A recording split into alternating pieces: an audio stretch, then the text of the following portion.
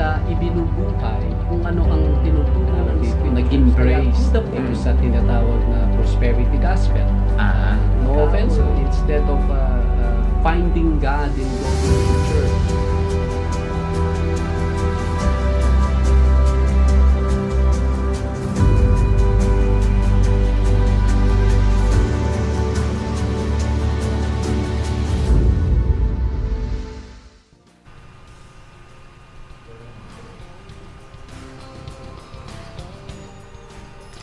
Magandang araw po sa ating lahat. Welcome po sa programang Bible Cafe. Hatid po sa inyo ng Leader News Philippines in collaboration po ng God's Church, Calvary Chapel, Baguio. At gusto kong batiin kayo po na naka-tune in ngayon or nakikinig or you're watching this show or this program. Ay dito po sa Baguio ay malamig at buong araw po na umulan. Kaya marami pong nagkakape at simultaneously ay magkape tayo ng salita ng Panginoon para yung desire natin uminit din tayo, hindi lang sa ating katawan kundi ating espiritual. At sa hapon pong ito ay nandito po ang ating kasamahan, si Brother Albert, at later on ay magbibigay din po siya ng kanyang bati sa inyo. Pero for the meantime ay ito po yung mga numbers na pwede po ninyong magamit sa paghatid po ng iyong mga question. Yan po ang gusto namin na maging kabahagi ko po yung sa amin sa pamamagitan po ng pag-send ng comments at question. So ito na po yung mga Gold Globe users 0927-494-2175 0927-494-2175. At kung smart user naman po kayo, 0949-736-5000.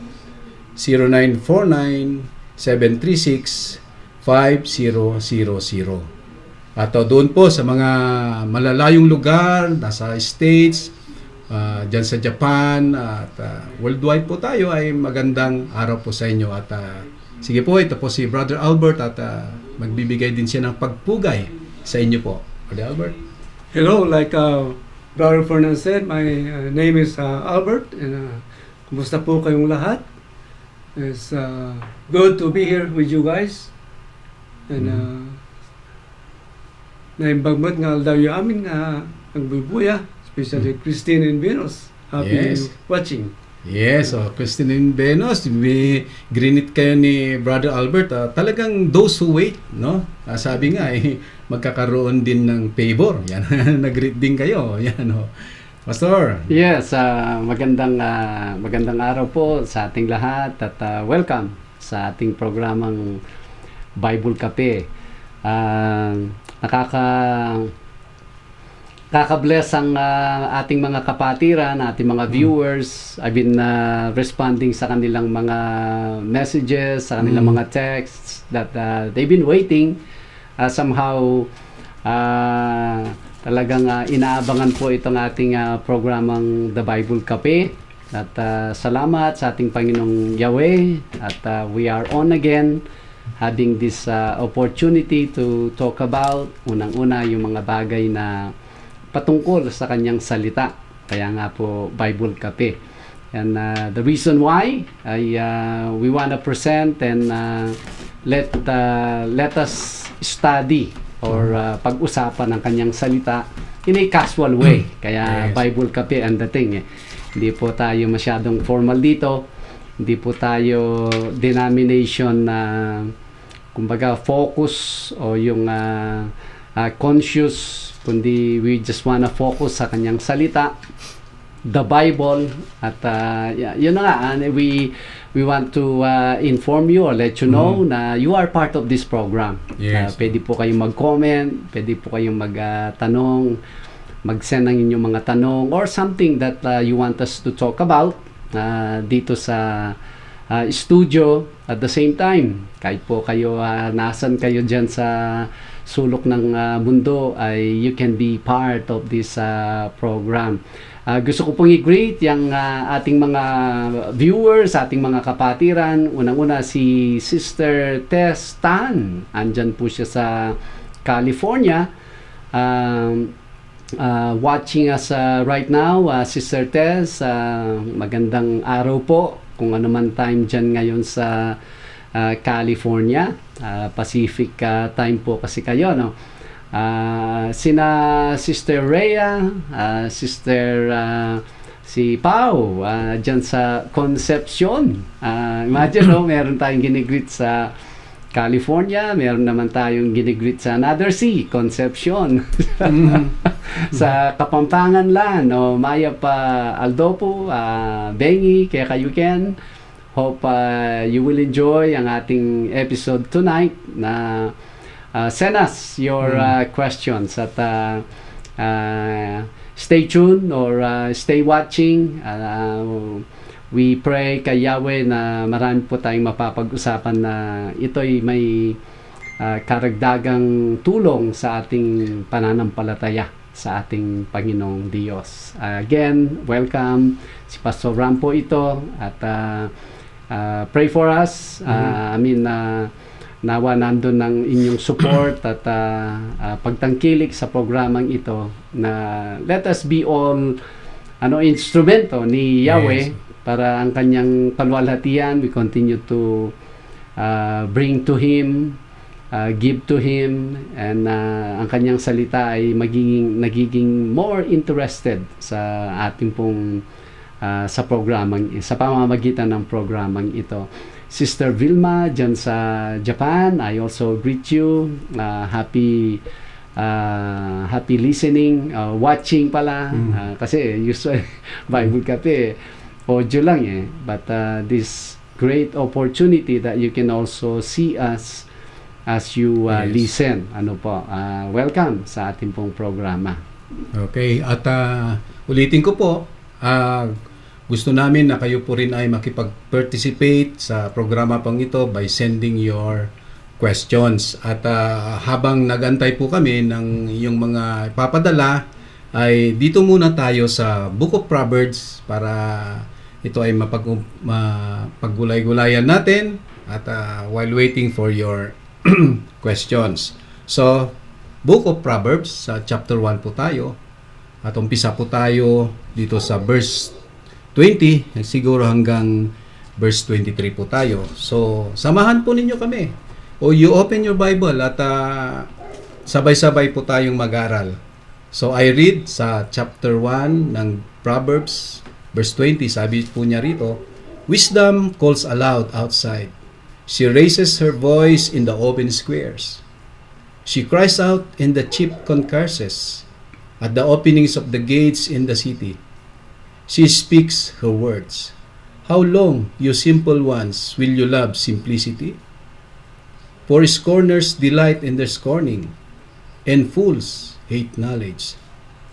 Turn at my rebuke. Surely I will pour out my spirit on you.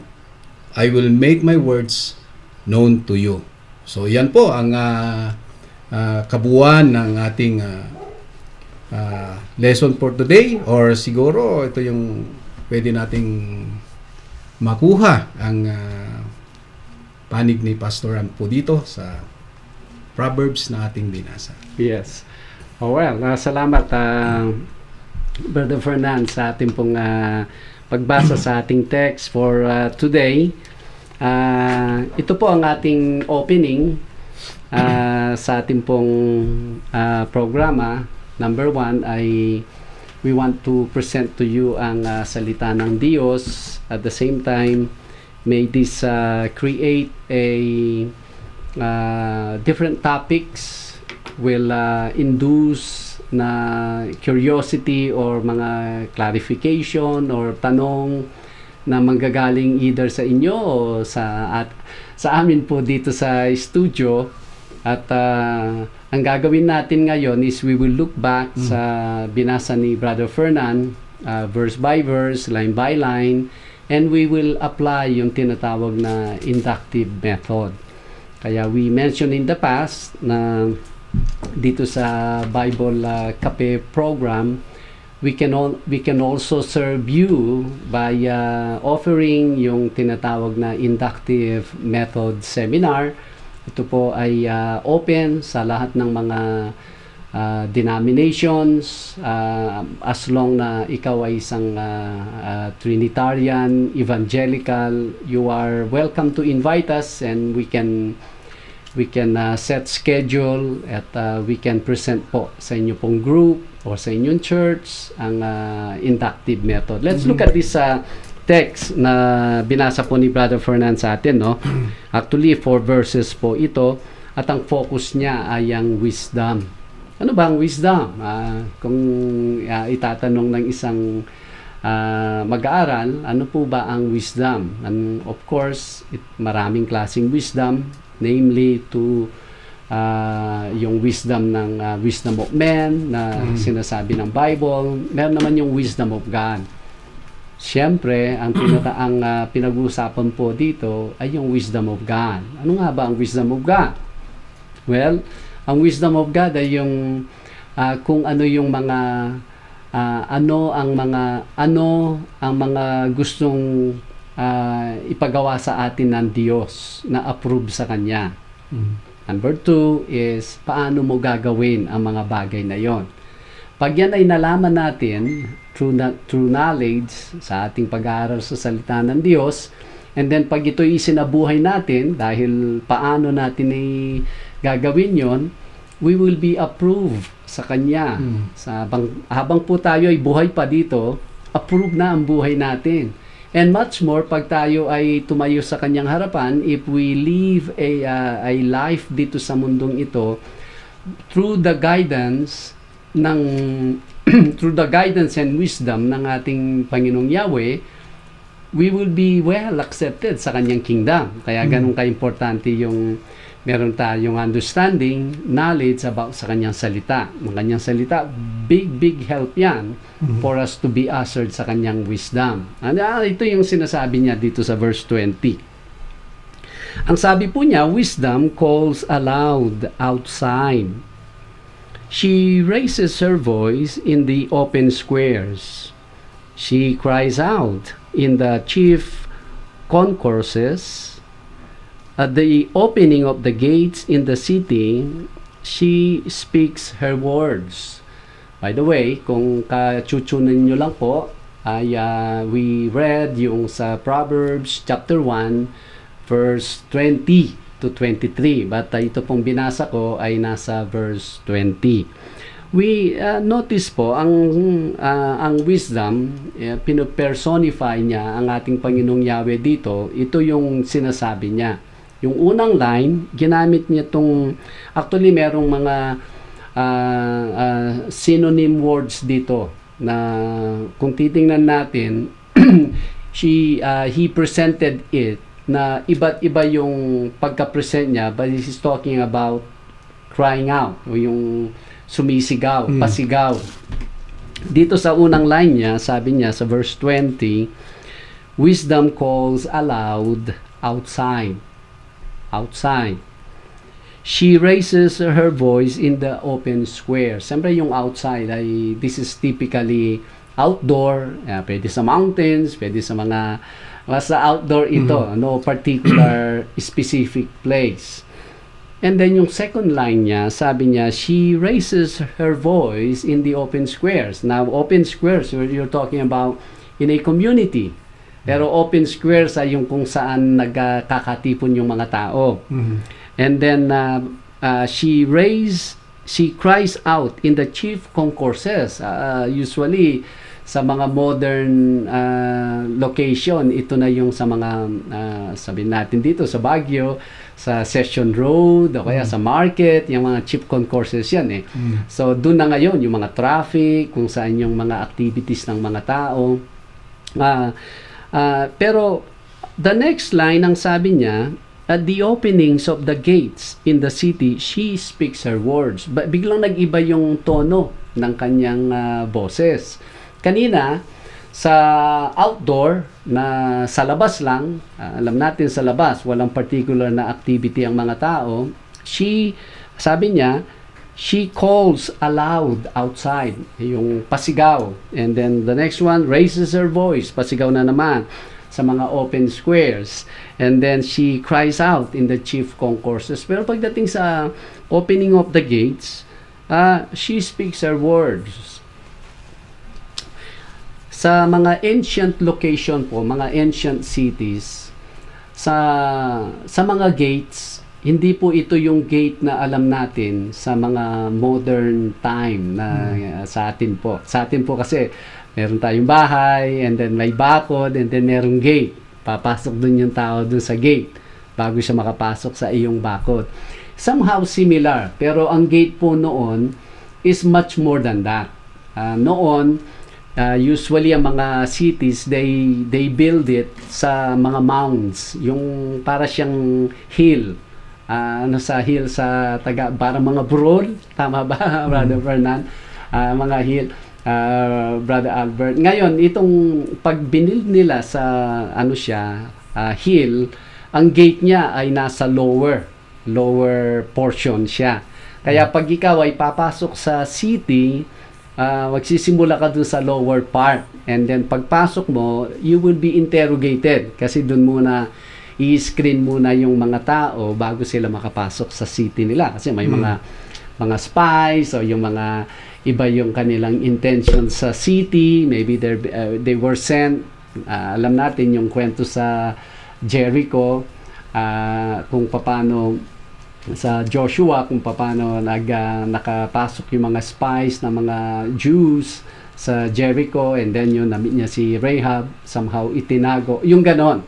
Kaya before people will come into the city, magi-start sila sa gate. Not only that, pag merong mga something to let the community know, ay ginagawa din po nila sa gate.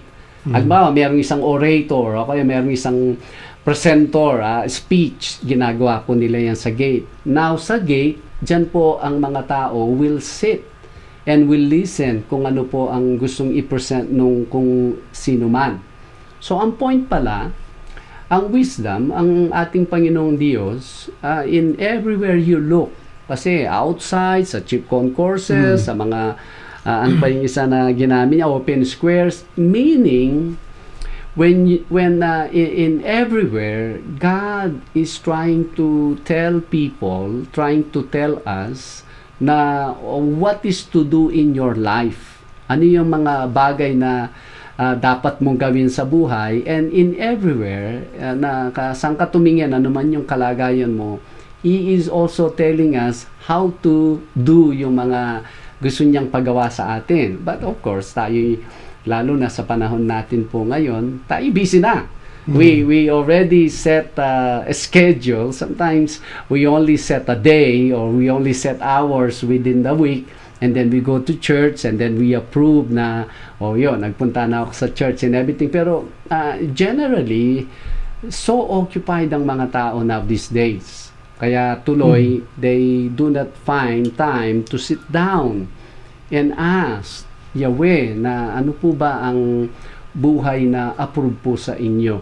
At paano ko po ba ibubuhay ang buhay na ito na pinagkaloob mo sa akin na kayo'y nalulugod, ito po i-approve sa inyo, and everything. Yung parang nawawala yung point na yon, no? Yung part na yon sa tao. Kaya ngayon, hindi ngayon nagkakaroon ng guidance ang mga tao. Ewan ko po kung narinig ninyo, there was this famous na chef having a worldwide show about food. All of a sudden, sa kanyang 61 years old, he committed suicide. Pero kung titingnan natin siya, parang he's got it all. Yun na yun, ang buhay ng typically ng pinapangarap ng maraming tao. Pero inwardly, makikita mo yung pagka-depressed or pagka walang kabuluhan na klaseng buhay ang nangyayari pala sa loob. Naturally, we don't wanna judge the person, pero naturally, ganun ang mga nangyayari sa mga taong so occupied, balisa po sila, pero ang katotohanan, wala pong guidance na coming from Yahweh. Mhm. Kaya ngayon, yung mga taong uupo sa gate, then mag-iiba po ang tono ng wisdom. Hindi na po siya ngayon pasigaw. Kaya sa sumisigaw, is trying to get the attention because he is trying to say something, and that something is very, very important. But for those who will sit down, then ang voice niya ay mag-iiba na.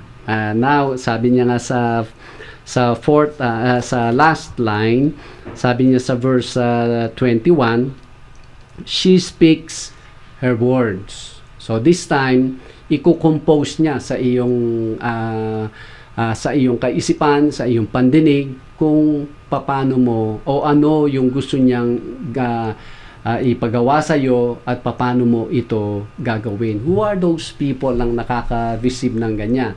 Those people who know how to find time reading the Bible, or going to a Bible study, or fellowshipping with the fellow believers. They are more guided people. More than those who puro multitasking and yet not accomplishing anything. Yun ang generation na meron tayo ngayon. Kaya they seem to be successful outwardly, pero ang katotohanan, dry na dry po sila, so empty inside. Salamat sa nandito ang salita ng ating Panginoon. We do not know where we nasaan po tayo pagdating dun sa bagay na iyon. Tayo po ba we are so ever busy chasing something and yet do not have time to sit down and to ask Yahweh na guidance sa ating buhay na and everything, kaya walang direction ng ating buhay. Hopefully tayo yung marunong umupo at magtanong, nagtatanong sa kanya at seeking kung ano po yung guidance niya sa atin, every facet ng ating buhay. Ano po? And then, ang sabi niya sa 22, how long, you simple ones, will you love simplicity? How long, you simple ones? Again, na-mention po natin ito in the previous, sa mga previous episodes natin. Sa Bible po, yung simple, it's not a good term. Hindi po siya, it doesn't speak about the way we use yung word na simple ngayon.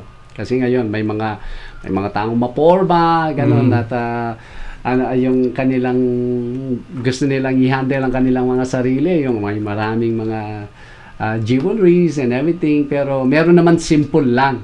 Sa atin, ang simple is something good. Ano po? No, sa kanila, in the ancient, when you talk about simple, one who is not interested to know what is more things to know in para sa welfare niya. Andun na lang siya. I don't wanna know more. Parang ganun na klaseng tao. Yun ang mga simple. Kaya ang sabi niya, how long, you simple ones, will you love simplicity? Ibig sabihin, nandun ka dun sa level na parang you're not going anywhere, and yet you don't wanna improve more than what you should know and know about this life para mag-improve yung understanding. How many people na meron po tayo sa generation natin ngayon? Actually, this is now the generation that in the making, yung basta meron silang gadget, meron silang games, meron silang something na na-occupy sila, andun na lang sila, pero understanding, learning about sa Bible, about God, wala na. So many simple people now these days, and no plan to improve ang kanilang kaalaman patungkol sa Diyos. And then sabi niya, for scorners delight in their scorning, and fools hate knowledge. Imagine, no? Fools hate knowledge. Yung mga scorners, yung mga they laugh about, they mock people. They wanna continue doing that. But wait a minute. Isn't it the wisdom of God will tell us those things I don't want to be doing. yun ang malalaman natin sa wisdom of God. But if you are not, you don't care kung sa wisdom ng ating Panginoon, then you will continue scorning. Yung paghamak mo sa ibang tao, you will continue doing that. At sabi nga, fools hate knowledge. Why would I wanna know about kung ano yung approved sa Panginoong Diyos, kay Yahweh, or I don't wanna know about that. Basta ako, I wanna continue doing this. Those are the fools. Ano po? And then 23, and then I will turn kay Brother Albert or Brother Fernan kung Yes, ano po yung kanilang mga reaction dito. At even you po, as you listen, maybe all you have to do is message us o sa mga na may mention po natin dito, maybe something that you wanna add or something you wanna ask sa mga na may mention po namin. Sabi niya sa 23, turn at my rebuke. Surely I will pour out my spirit on you. I will make my words known to you. Turn at my rebuke. Kung ba ang rebuke po ay not necessarily you are about to be judged. Hindi. Ang wisdom kasi ng ating Panginoon is perfect. Ang kaparaanan niya is perfect. So, kung para po siyang isang perfect picture na ikukumpara sa iyo. Ang tanong is ano kaya yung meron kayang something to correct sa iyo sa perfect picture na pinapakita ng Panginoon sa kanyang wisdom? Well, I can answer that. Ang answer ko po diyan, absolutely. Kasi hindi po ako perfect eh. Kaya every imperfectness ko is a rebuke. Hindi tama yan. Wrong. Okay. So, ano po yung gagawin ko? Yun ang last line. Sabi niya, I will make, turn up my rebuke, 23. Next line, surely, I will pour out my spirit on you. Diba? Kasi, nagtanong ako eh. And then lastly, I will make my words known to you. Because now, you accepted, you admitted that you are not altogether right. At ang aking salita, ang aking wisdom is perfect, so you are willing to know, kaya ipopor niya yung kanyang, anong pagkasabi niya? Spirit, tama po ba? Yeah. I will pour out my spirit on you, I will make my words known to you. Doon po magsisimula yung magkakaroon na ng guidance ang tao, Yes. aayos na siya, matatransform ang kanyang buhay, yung dating mga wrong directions ay magkakaroon na ng godly direction, magiging righteous direction sa kanyang buhay. Wonderful. Yan po ang wisdom ng ating Panginoon. Yes. Even we can find dito sa sa mga 4 verses na ating pong natalakay. Brother Fernan, Brother Albert, ano po yung sa atin Pastor, doon? in our time today, I'm just wondering, who is given the task to go out and proclaim the wisdom of God? Is this the church or? Is this the church? Well, ang church, Brother Albert, is a kumbaga full-time occupation niya dapat. Full-time occupation ng church na to be the very instrument of Yahweh to tell people, especially those na hindi nakakaalam sa kaparaanan ni Yahweh, for them to know. Unfortunately, ang church ngayon became so secular.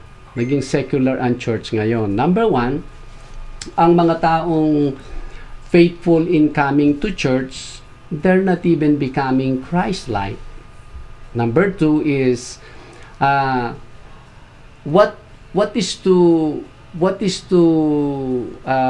witness, ano yung pwede mong ipakitang klaseng buhay sa mga taong hindi pa nakakaalam sa wisdom ni Yahweh, na kung sila mismo, mga church goers, ay wala silang klaseng buhay na pwedeng ipamalas sa kanila. But to answer yung question ninyo, sino ang dapat mag-ano niya? Well, ang church, number 1 yan. But not only the church. Every believing, true, genuine believing person should be the instrument ni Yahweh para yung wisdom ni Yahweh ay nakikita sa kanya. Ayan, pero ang church ay I'm not sure coming from my own Brother Albert ay naging secular ang church ngayon. Actually sometimes you attend mga pastors conference, mga pastors training, mga pastors seminars. Ang pinag-uusapan nila paano sila dadami. Ang pinag-uusapan nila ay yung paano sila maging prominente, paano sila ganun ang pinag-uusapan ngayon sa mga meetings pagdating sa mga pastors. So imagine, walang kaibahan sa nagbukas ka ng isang product at ang pinag-uusapan how we promote this, how can we make everybody to patronize this product is the same ang pinag-uusapan sa maraming mga churches. Kaya pagdating sa church ay we cannot rely so much na they will deliver the job when it comes to propagating the wisdom of God to everyone. Sa akin po, Pastor, nabanggit kasi ninyo kanina yung celebrity na chef ito. At the same time, parang yes, last week din ay meron din akong nabasa na designer ng clothes. Okay. Same din, nagpakamatay din siya. So, parang sa isip ko, Pastor, na bakit ganito ang pinuntahan ng kanilang buhay dahil doon sa nabasa natin na nabanggit nyo na yung wisdom calls aloud, parang dito na grace pa ng voice niya para makul yung attention. And then now, she speaks her words. Gaya nung in-explain nyo na ang attention ni dito ni Yahweh is to really yung tao ay i-call niya yung attention. Pero dito sa Pastor, sa mga nabanggit nyo na at nakita natin na nag-commit na mga suicide, ay masasabi ba natin na sila yung the simple ones because nakita naman natin na they're successful, but yung parang cries out in the chef concurses, sabi nila, parang iba yung naririnig nila. Kaya ganito siguro yung kinalabasan nila. So, ayun, parang sabi niya, how long? Parang hanggang kailan ka mananatili dyan? So, parang wala yung word sa kanila. Kaya sila, yung how long is ito yung naging simple sila throughout their life, at ito yung kinahantungan ng kanilang buhay. Ang ano po yung ano natin doon, yung is that the reason kaya sila nagpakamatay, ganon na? Yes, Pastor, yung parang naging simple sila for too long na siguro nandyan yung call ng ating Panginoon, pero parang wala silang naririnig kasi dito sa 21 sabi niya, she speaks her words. So nangusap na yun dun sa explanation po ninyo ay sila ay wala silang naririnig. Yes. Yung pong wisdom will only speak her words, kumbaga yung ganitong ano na tono, to those who sit down and listen, no po? Yes, yung pong possible na yung mga nakikita natin mga celebrities, yung mga taong materially speaking, actually nandun na sila eh. They're actually living a life of many people is just a dream sa kanila. Now, absolutely, yung possibility na they are part of those simple ones, malaking possibility po yon. But not only them, hindi ko mo ang tao hindi po siya nagko-commit ng suicide ay hindi na siya simple. Kumbaga hindi na siya fool o hindi na siya scorner, kundi possible na siya simple din, pero makikita mo sa kanyang buhay ay iba yung kanyang pinagkakaabalahan. Alright? At the moment, iba yung kanyang pinagkakaabalahan. For one is things that have nothing to do about his life or her life when he or she stands before Yahweh. Ba, tatayo po tayo sa harapan ng ating Panginoong Yahweh. Pero dito sa buhay na ito, you have 10 cars, no? O kaya sa buhay na ito, you have a mansion. O sa buhay na ito, you have $200 million o pesos. O sa buhay na ito is you're successful, kilala ka ng buong mundo. Ay, pwede pa nating dalhin yon sa harapan ni Yahweh.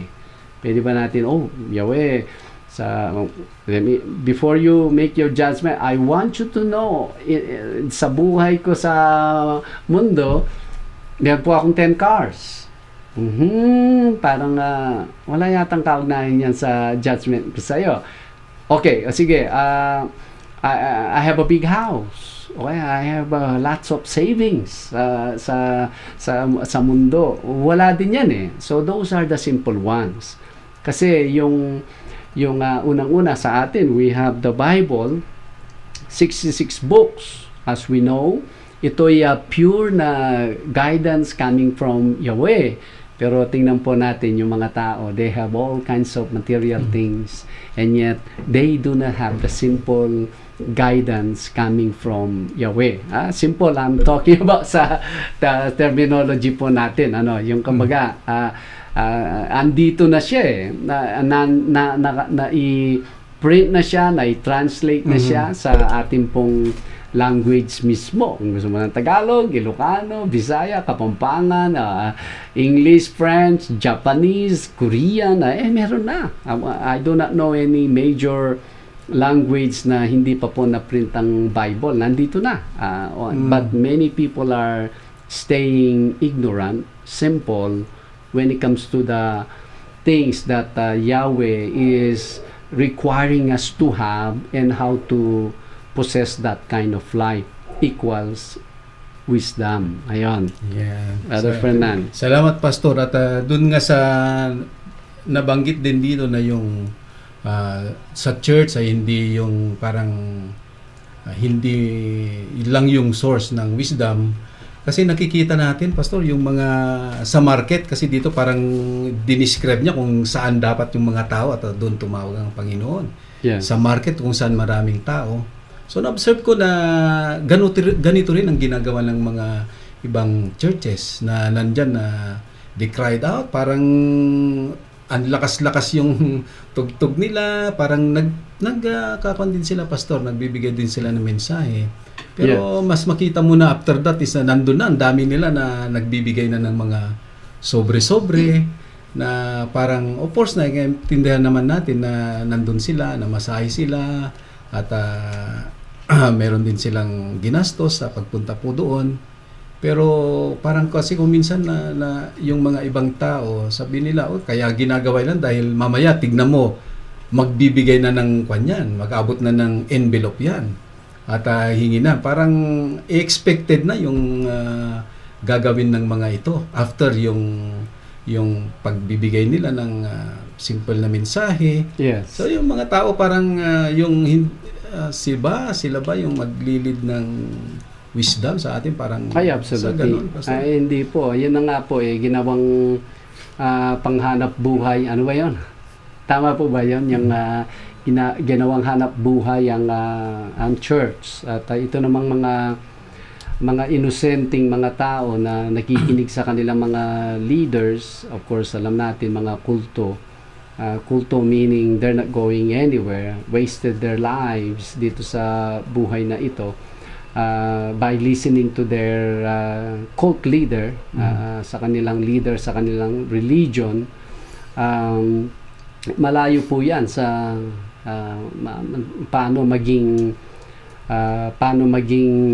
channel ni Yahweh ng kanyang wisdom para makita ng maraming tao na bakit ito ibang klaseng buhay ito, ibang klaseng pananalita ito. Yun po dapat dapat na maipamalas natin kung tayo nga ay possessor of wisdom. Alam na natin ng mga bagay, Torah, ng ating Diyos, sa mga alituntunin niya, at tayo din natututunan natin step by step paano natin yung nagagawa. Obviously,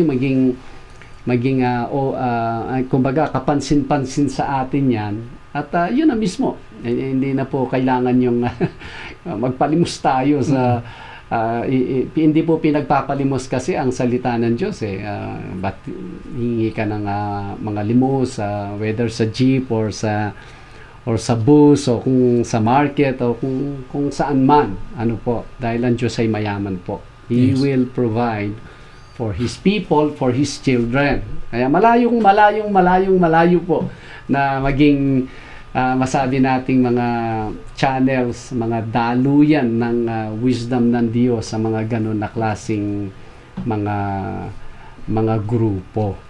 Yun. Pastor, yeah, I read in the news sometime last week that the Philippines is one of the top 10 worst places to live in the world. So if the Philippines is a Christian country, I wonder what it should be one of the 10 best places to live if the Christian are really living a life like Christ. So That's true. maybe they're not getting they're not being fed with the Word of God instead of Yes. so. Pwede. Ang siyempre alam naman natin pag sinabing Christian nation, in their kumbaga sa terminology nila na what makes a Christian. Siyempre pag sinabing ang tao hindi naman siya nagwo-worship or sumasamba sa ganitong klaseng church, at siya ay nagpupunta dito sa church na may cross, that makes him a Christian. Or a church building na makita mo merong cross doon sa top niya, ay Christian church ito. Usually ganun ang definition nila, Brother Albert, pero alam natin it takes more than that para maging isang Christian yung isang either yung church building or yung tao mismo. Sa atin yung pagiging Christian are those who truly believe sa death and sacrifice ng ating Panginoong Yeshua, na siya'y namatay para kung sino man maniwala sa Kanya, sa Kanyang ginawang sakripisyo, ay mababayaran yung lahat ng Kanyang kasalanan from the day na siya'y naipanganak hanggang dun sa araw na siya'y makakilala, malaman niya na meron pala siyang Messiah. That day, mabubura lahat ng kanyang mga nagawa, naisip at kanyang mga nasabing mga kasalanan, at magkakaroon siya ng panibagong anyo.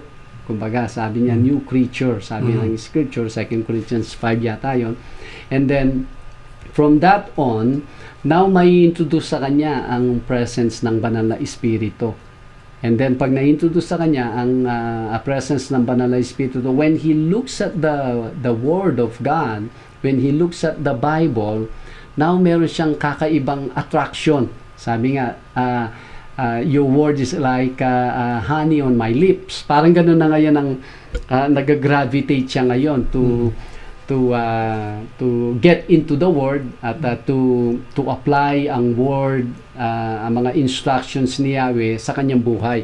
That is now the Christian that we define. Hindi yung nag-a-attend lang sa church, makikinig lang, and then after listening, goes home, and then yung buhay niya is just the same. Definitely not. Ang Christian kasi is another term na you are following the life your Messiah died nung nandito sa kanyang earthly ministry. Pero tingnan natin kung ano yung klaseng buhay na ibinuhay ng ating tagapagligtas.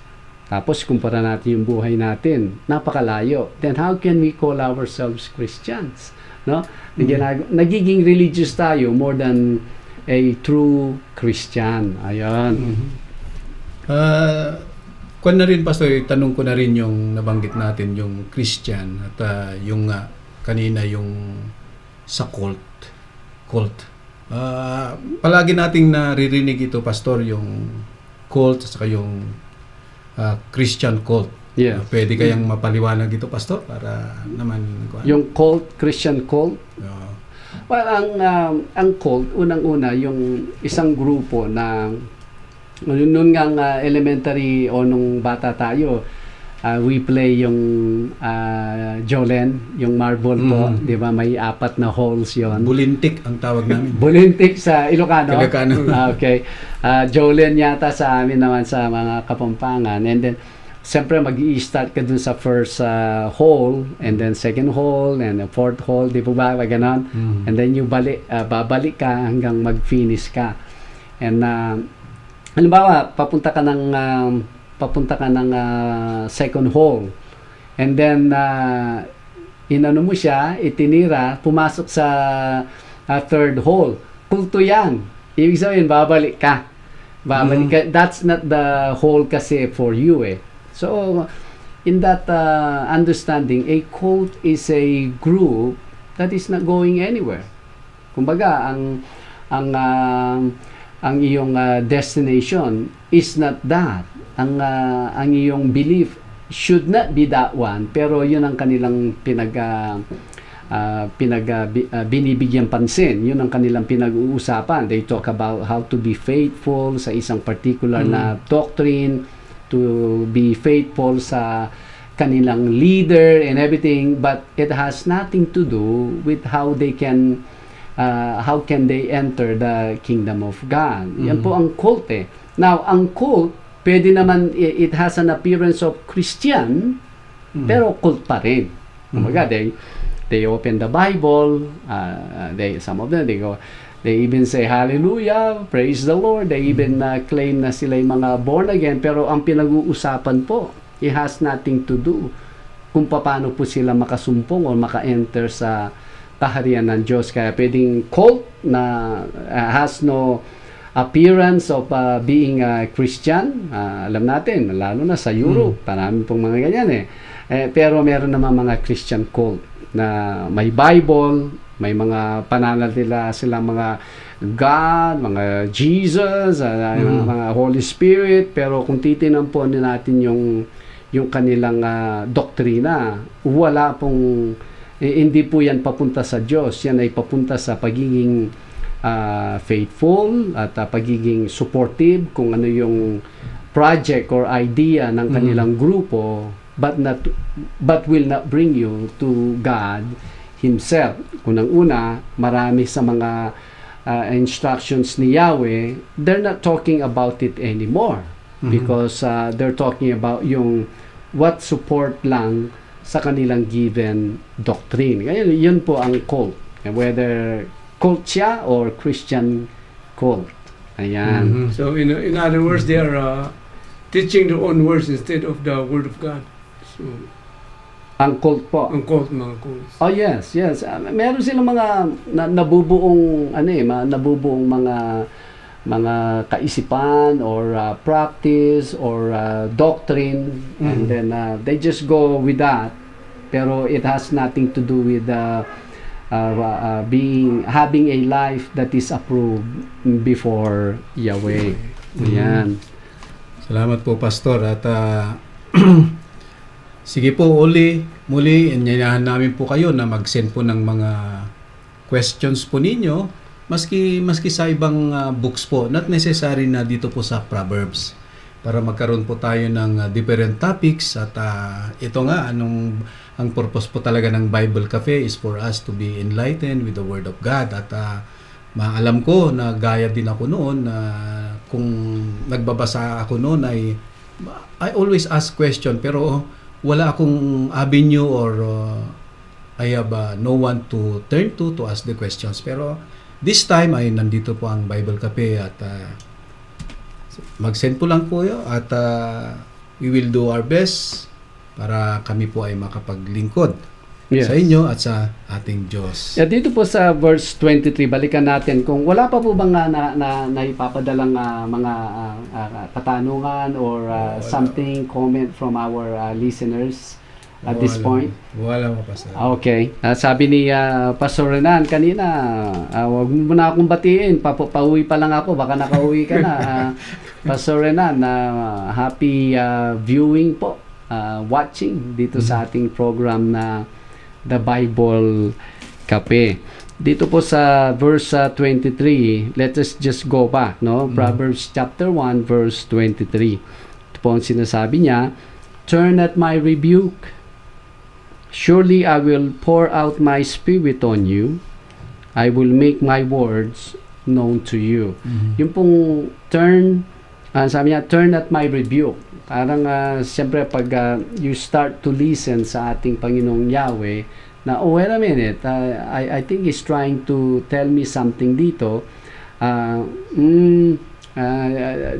It seems like this direction is not right.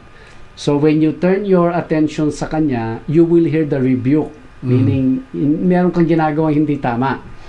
So kung willing kang pa-correct, ang mga taong willing to be corrected, nandun ngayon yung help niya. I will pour my spirit on you. Yan ang ibig sabihin niyan eh.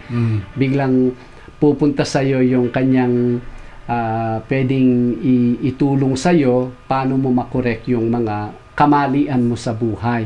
And then yung last line niya, I will make my words known to you. Ano yung I will make my words known to you? Kasi now, na-correct ka, na-rebuke ka dun sa na ipakita sa iyo yung mga mali mong ginagawa, I will make my words known to you. Dito ngayon yung tinatawag na now you know the precept. Now that you know the precept, then you can start living according to sa precept or do sa kanyang instructions, no longer dun sa dati mong buhay na naging mali-mali. I-set aside mo ngayon yan. Now you will look at the Torah, you will look at the Word of God, that is His words. Now you start living according sa kanyang Word. Kasi kanina, nakuha na yung attention mo eh. Yes, Sandali, mali pala ang buhay ko. Okay, good. So now, nandyan ngayon ang kanyang help.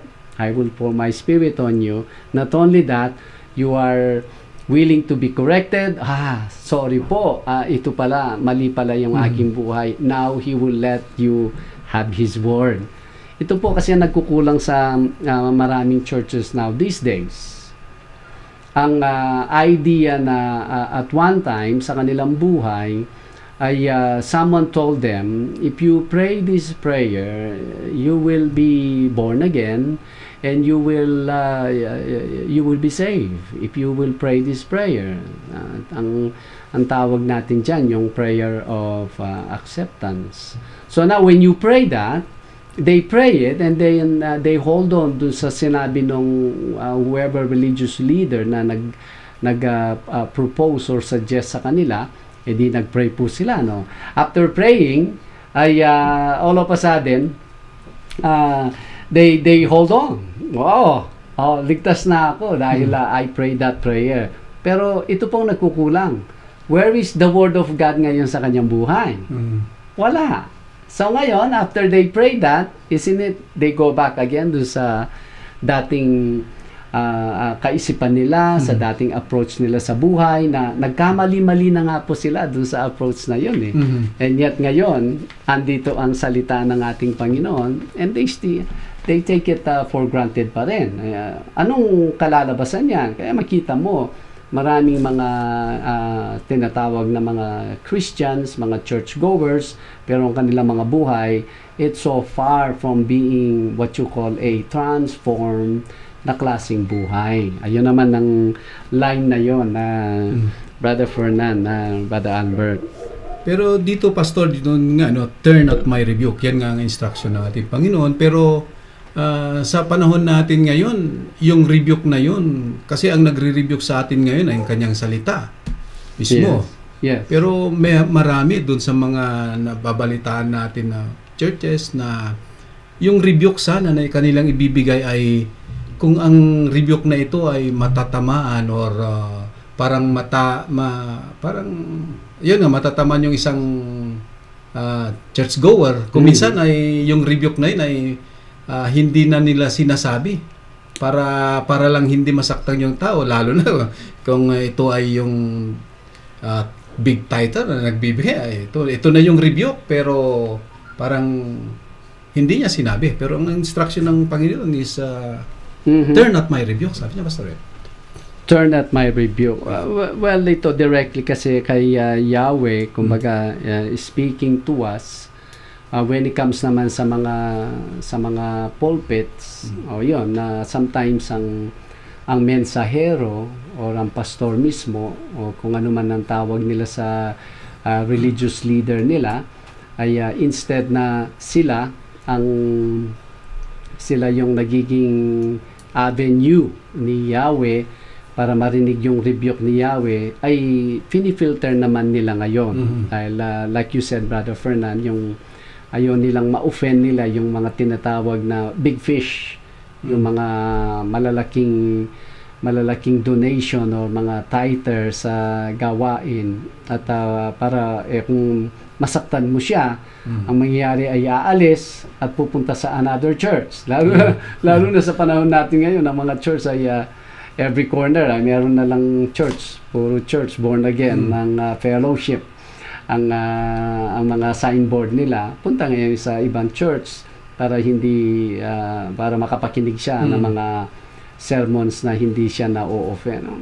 Well, kumbaga, that's the fact of our today's ang natin ngayon, ang kalagayan ng church. Pero kung tayo maging totoo, we just have to present the word because even sa Old Testament po ay Brother Fernan, Brother Albert, meron pong isang propeta na si Jeremiah, at ang kanyang naging ministry, he spoke the word and he was faithful sa kanyang calling. At the end of his ministry, ito yung faithful na servant ng ating propeta, ng ating Panginoong Yahweh, na wala man nakinig sa kanya. But he was faithful sa kanyang calling. Nawa, yan ang klaseng spirit na ating madala, lalo na sa ating pong generation ngayon. Yeah. Kaya nga, bless tayo, Pastor, or bless yung mga nagtuturo ng inductive, dahil yung method na inductive po kasi ay, yan po ay ang explain ng Bible, book by book, chapter by chapter, words per word, ay maiwasan ngayon na yung messenger o yung pastor man, yan ay hindi niya pwedeng laktawan yung isang verses na ito ay nagre-rebuke sa isang tao. So, bless po ang mga nag-a-adapt or nagpa-practice ng Bible, ng inductive Bible study, Pastor. Yes. Andito po pala ang mga natin eh. I'm trying to see kung sino po yung mga nakikinig, nanonood at mga questions natin. Let me just see. Somehow itong phone ko ay delay po ang kanyang pag-read po. We apologize. Ito po yung mga nanonood sa atin na giving us greetings. Si Chanel Courtney. Kumusta po? You are watching us. Salamat for saying hi. Si Sister Tess Tan, salamat Sister Tess, you are watching us. Si Charles Teo Villamil, si Teo yata to, no? Si Kuya Moises Delerio, yan, mayroon po yatang meron siyang tanong dito meron pong tanong. Si Pastor Joseph Joe sa Dumaguete, hello Pastor Joe, happy watching sa atin. Si Zek din, may bunso, may son is watching us right now. Sister Wilda, meron din po siyang katanungan dito. Kaya may I Si Pastor Renan, eto na naka-online na siya. Pastor Renan, happy listening. Binilisan niya siguro pagmaneho o pag Happy watching pala. Happy watching. Ito po yung tanong ni Sister Wilda. Good evening po. Regarding po the word markers, fools, and simple. Are they po similar to each other? O how do you differentiate them? Maraming salamat po. Sa actually, ang sinabi dito yung fools, yung scorners, yung mga simple. Basically, may group natin ito, Sister Wilda, when it says simple, meaning those all kinds of people who do not have any desire to know more than what they have and what they know, na hindi naman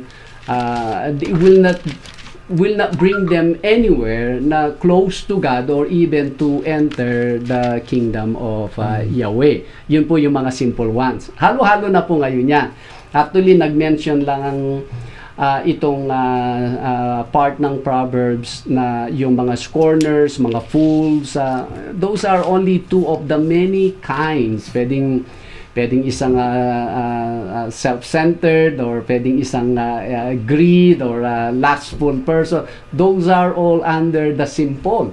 They don't care of what Yahweh has for them to know. They just wanna spend their lives doing what they love to do at that moment. Sila pong lahat ay dito sa word na simple, lahat po sila ay simple. Si Brother Moises. Si Brother Moises meron ding katanungan. Si Brother Andy, he's watching us. Brother Andy, happy watching dyan sa ating beautiful Calvary Chapel Church, no. Brother Moises, ang sabi niya, magandang gabi sa inyong lahat dyan sa Bible Cafe, sa pangunguna po ni Pastor Ram. Brother Albert and Brother Fernan, nanonood po kami ngayon. Ay, nasisiyahan po kami. Yes, remember Brother Moises, at one time, narinig nyo lang kami. Ngayon ay napapanood na. Isn't that wonderful? Ano po, Kuya Moises? Ang pakikinig po ba ng mga ganitong gawain ay isang way po ba ng kaligtasan? I believe yun ang tinatanong. Oh yes, kaligtasan. Isa lang po kasi ang kaligtasan natin, of course, ang ating Panginoong Yeshua. He died for us. Ano po? None of us can save ang ating mga sarili. Yan ay nasa sampu yan. Kahit ano pong gawin natin, even good works, hindi po tayo makakasumpong ng kaharian ng Diyos. We will all fall short sa righteousness na ni-require ng ating Panginoong Yahweh. Now, sa mga programang ganito, I believe it is a matter of time para ma-test tayo, masubok tayo ng ating mga viewers kung itong programang ito will somehow help them to discover na in this life meron pong hope, in this life meron pong kaligtasan, through our Adonai Yeshua. It's just a matter of time. Siyempre, kung ako po ang sasagot, Kuya Moises, absolutely, dito, manood kayo dito, ang Bible Cafe, dadaling kayo sa langit. Siyempre, yan ay statement ko lang po, magiging statement natin dito, pero it is yet to be proved, di po ba? Kaya ang ano natin, may our viewer will continue to view and listen, follow itong programang ito, and then someday, kayo rin po ang mag-a-attest. Kayo din po ang magsasabi sa atin na if this program help you somehow trigger that interest na there is another being in you, na hindi lang itong physical na katawan, kundi there is a soul and there is a spirit in you longing for that fellowship to be reconnected again, na na-lost natin at the Garden of Eden during the time of Adam and Eve. Ayan, kaya pagka pagkamulat natin, the moment we have consciousness sa buhay na ito, our spirit is already longing for that reconnection with God.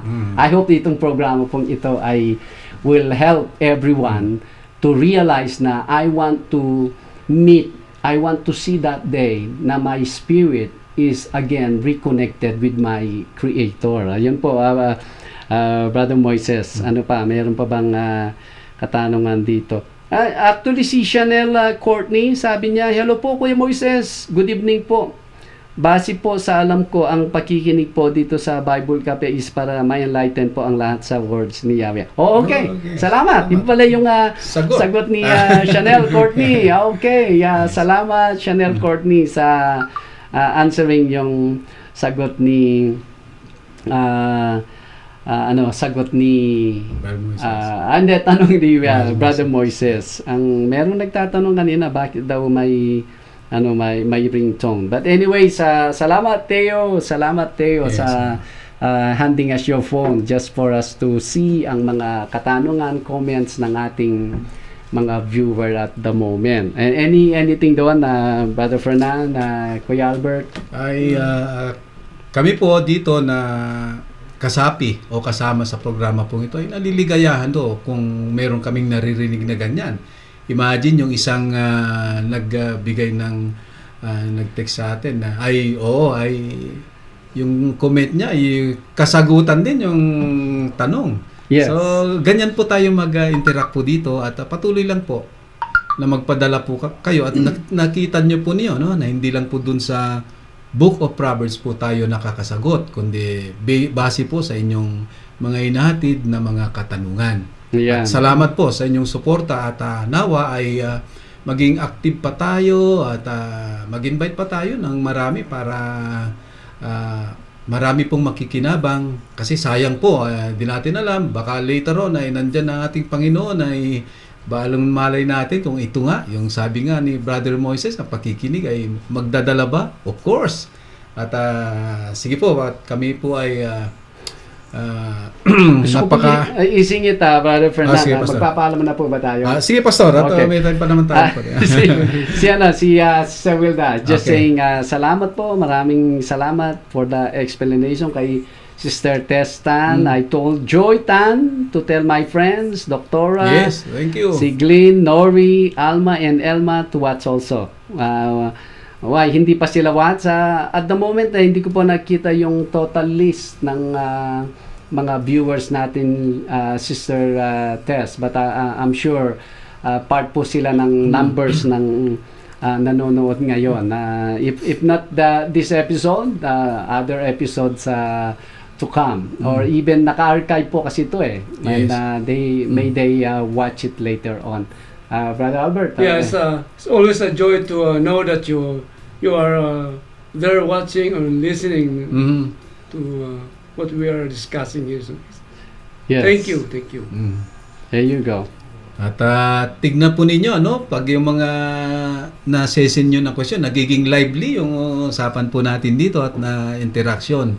So, mahirap man na putulin ang maganda nating pag-usapan ay pansamantala na kami po ay magpapaalam at meron pa na pong bukas.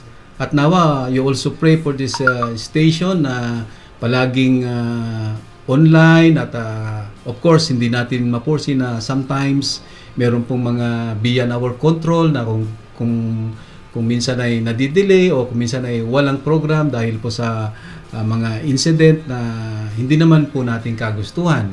Well, pray na nawa ay palagi po tayong online para alam ko, sabik na sabik din po kayo, ganun din po sa amin. So, yes. And if you kung gusto po ninyo magpadala ng mga tanong ninyo, even off-air na po tayo, yes, ay we will answer them tomorrow sa ating pong episode for tomorrow. Kaya nandito naman po, as you watch, meron pong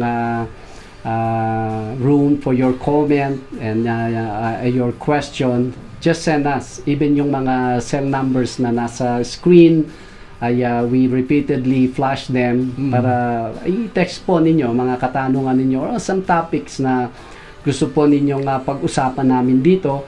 Usually, we start with the Book of Proverbs, pero kung meron kayong topic na you want us to start, pwede rin po yun. We are waiting kung ano po yung what interests you. Kaya again, hanggang sa susunod po na episode natin dito sa Bible Cafe, continue to pray for this program and continue to support it. Nawa sa mga susunod na episodes ay makakasama pa rin po namin kayo. Ito po si Pastor Ram, nagsasabi sa inyo ng mabuhay tayong lahat sa care at sa pangalan ng ating Panginoong Yahweh. Si Brother Fernand ito at asahan po namin ang inyong participation po tomorrow. Thank you and good night.